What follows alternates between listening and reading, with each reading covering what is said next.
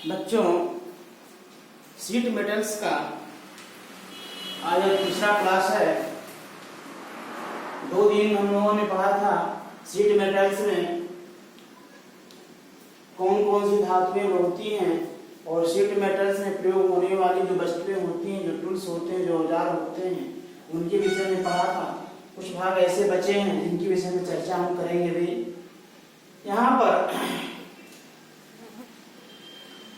Seat metals जो stake होती है, स्टेक ऐसा औजार है जिसके द्वारा हम धातु की जो चादर होती है उसको मोड़ते हैं या आकार प्रदान करते हैं। इसके द्वारा जो स्टेक के द्वारा जो है धातु की चादर मिलती है उसको जो है हम जो आकृति हमें बनाना है उस आकृति में क्या कर देते हैं, उसको मोड़ते हैं, आकृति प्रदान करते हैं। स्टेक का यही काम है। हम देखते हैं स्टेक क्या डेफिनेशन दिया गया है। चादरों को आकार प्रदान करने के लिए या जोड़ने के लिए मोड़ने की आवश्यकता पड़ती है।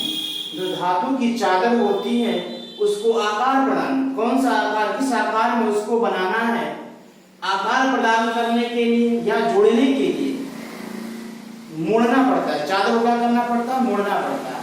तो चादर को मोड़ने की आवश्यकता पड़ती है। इसी को मोड़ने के लिए एक विशेष प्रकार की सपोर्ट की आवश्यकता पड़ती है। इस सपोर्ट को ही क्या बोलते हैं, स्टेक बोलते हैं। बच्चों, हमारा जो क्लास चलता है स्टेप बाय स्टेप चलता है।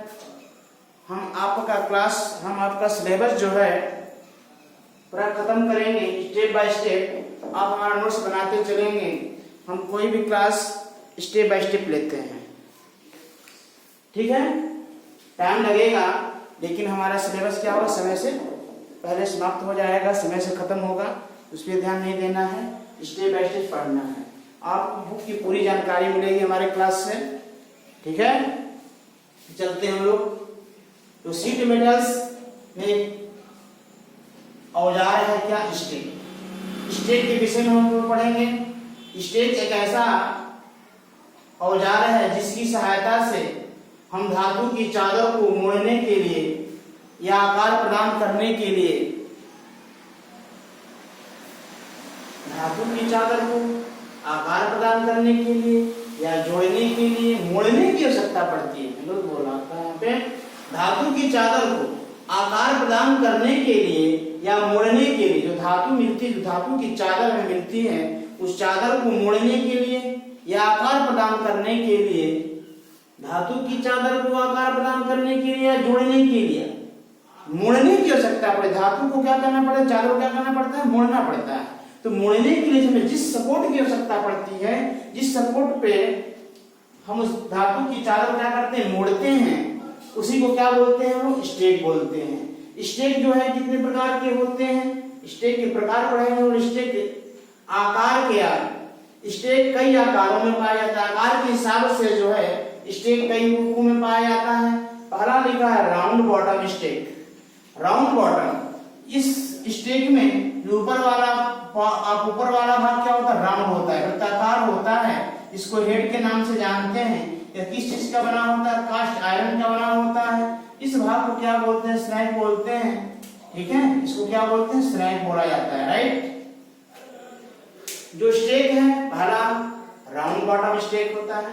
राउंड बॉटम स्टेक में क्या होता है, ऊपरी सतह क्या होता है, वृत्ताकार होता है। ये वाला भाग क्या कहलाता है, स्नैक कहलाता है। ये किस चीज का बना होता है, कास्ट आयरन का बना होता है। दूसरा पढ़ेंगे beak iron stake. Beak iron stake आप यहाँ पे देख रहे हैं, यह शंकु के आकार का, इसके आगे वाला एक भाग जो है शंकु के आकार का होता है, दूसरा भाग क्या होता है, फ्लैट होता है, चपटा होता है। इसको देख रहे हैं, इस स्टेक को देख रहे हैं। इस स्टेक में आगे वाला भाग क्या होता है, शंक्वाकार होता है, पीछे वाला भाग क्या होता है, फ्लैट होता है। इसका उपयोग कहाँ करते हैं, कह रहे हैं शंक्वाकार भाग का उपयोग फ्रेम आकार को जोड़ने के लिए किया जाता है। जो शंक्वाकार भाग है इसका उपयोग कहाँ करते हैं, फ्रेम आकार को जोड़ने के लिए शंक्वाकार भाग का प्रयोग किया जाता है। जो फ्लैट भाग हो उसको चादर को सीधा करने के लिए या रिवेट को इसमें धंसाने, चादर को इस तरह करके चादर के अंदर रिवेट को क्या कर देते हैं, धंसाते हैं, तब चादर के अंदर रिवेट को प्रवेश कराते हैं, ठीक है, फ्लैट भाग द्वारा। दूसरा क्या हमारा था, बीक आयरन स्टेक। तीसरा पढ़ेंगे हम लोग हैचेट स्टेक। जो हैचेट स्टेक होता है इसका ऊपरी भाग जो है देख रहे हैं यहाँ पे, ऊपरी भाग चाकू के आकार का हो, चाकू के आकार का चोक होता है, ठीक है, चाकू के आकार का निकला हुआ होता है। इस चादर, इसका उपयोग क्या कहाँ पे करते हैं, चादर को सीधा लाइन में मोड़ने के लिए। जब चादर को सीधा लाइन में मोड़ना होता है तो हैचेट स्टेक का प्रयोग, हैचेट स्टेक का प्रयोग किया जाता है, ठीक है। अब चौथा है हमारा half moon stake. Half moon stake में क्या होता है, इसका ऊपरा भाग अर्धवृत्ताकार होता है, लेकिन अर्धवृत्ताकार चांद चंद्रमा के समान अर्धवृत्ताकार, लेकिन अर्धवृत्ताकार भाग होता है। इसका उपयोग बर्तनों के फ्लैग बनाने में किया जाता है। इस स्टेक का प्रयोग कहाँ करते हैं, बर्तनों के फ्लैग बनाने में किया जाता है। अब यहाँ पे स्टेक काम खत्म हुआ। स्टेक के कितने प्रकार के होते हैं यहाँ पे, पहला होता है राउंड बॉटम स्टेक, दूसरा क्या होता है वी आकार स्टेक, तीसरा होता है हैचेट स्टेक, चौथा होता है हाफ मून स्टेक। अब यहाँ पे एक यहाँ पांचवा हम पढ़ेंगे फैनल स्टेक।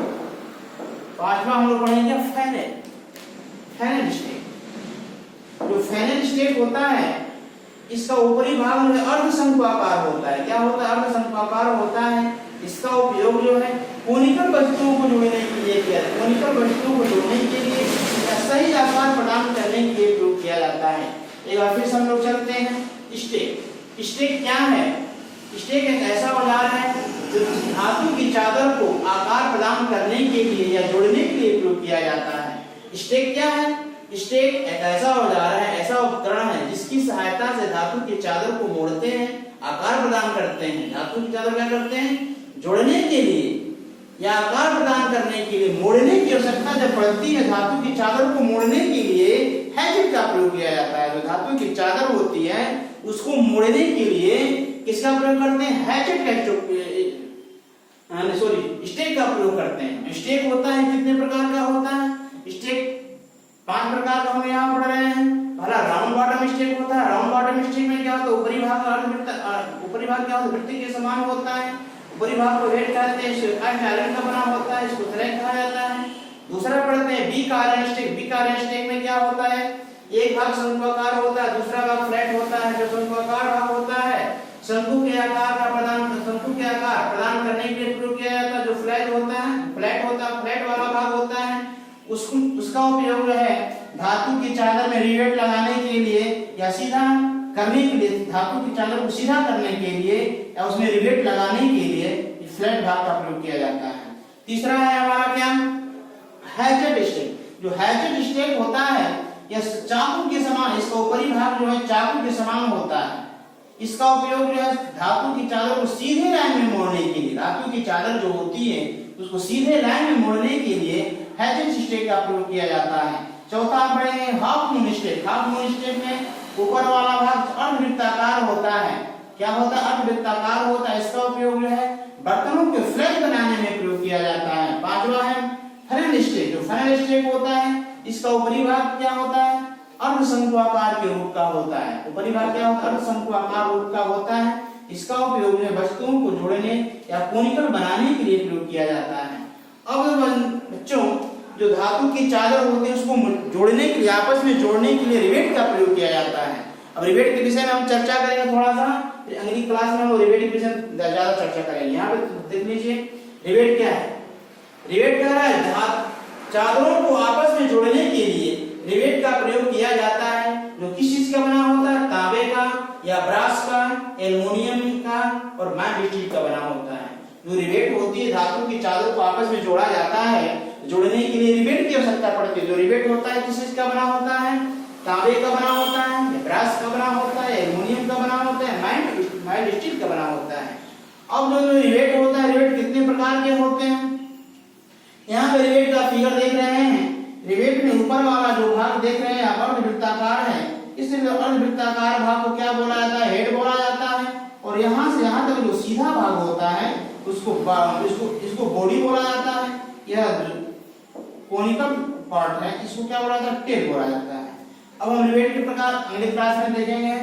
बच्चों आज क्लास यहीं समाप्त होता है। हमारा क्लास अब कंटिन्यू जो है कॉपी और पेन लेकर बैठेंगे, नोट्स बनाएंगे, तब आपको अच्छी तरह से समझ में आएगा। हमारा क्लास स्टेप बाय स्टेप जो है पूरा फीटर का सिलेबस खत्म होगा समय से। इसलिए आप लोग जो हमारा क्लास कंटिन्यू जो है पेन और कलम लेकर बैठा है और ध्यान दीजिए हमारी बातों पर। आज का क्लास यहीं पे समाप्त होता है। धन्यवाद।